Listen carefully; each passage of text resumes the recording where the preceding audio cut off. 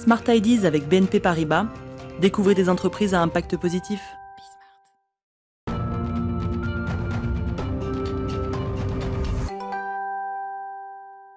La bonne idée du jour, c'est celle de la start-up BEFC, une solution qui permet de générer de l'électricité à partir de papier et d'enzymes, comme une pile écologique au service pour l'instant de dispositifs médicaux, mais peut-être à l'avenir de la logistique ou d'autres secteurs. Jean-Francis Bloch, son directeur général, est avec nous. Bonjour. Bonjour. La première question que j'ai envie de vous poser, expliquez-nous déjà très rapidement comment à partir de papier et d'enzymes, on arrive à produire de l'électricité. Alors, en fait, souvent on nous dit, vous produisez des piles. Piles à combustible, oui. Sauf que nos combustibles, c'est d'une part le glucose, du sucre, et d'autre part l'oxygène de l'air. En fait, on a deux réactions relativement simples. D'une part, on va simplement prendre le glucose, on l'oxyde, on va créer un électron. De l'autre côté, on a besoin d'un électron pour changer l'oxygène en eau.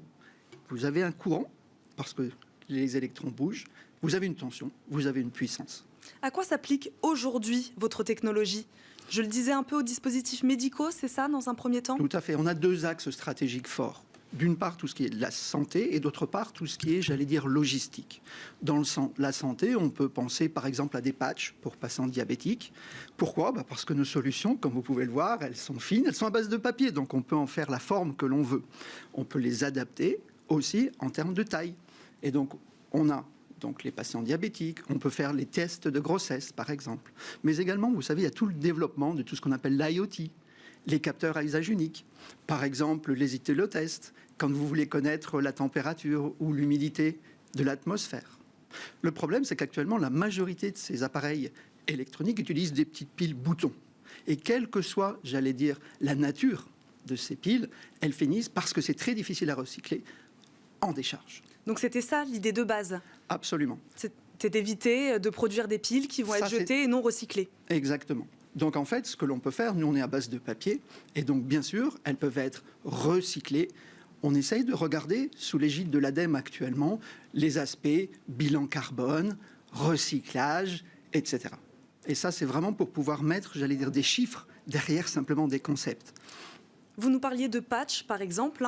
Oui. On est d'accord, donc qu'on est sur une solution uniquement pour de l'électronique de faible puissance. On est sur de la faible puissance. Pour donner des chiffres, typiquement, on fait de l'ordre de 1 milliwatt par centimètre carré.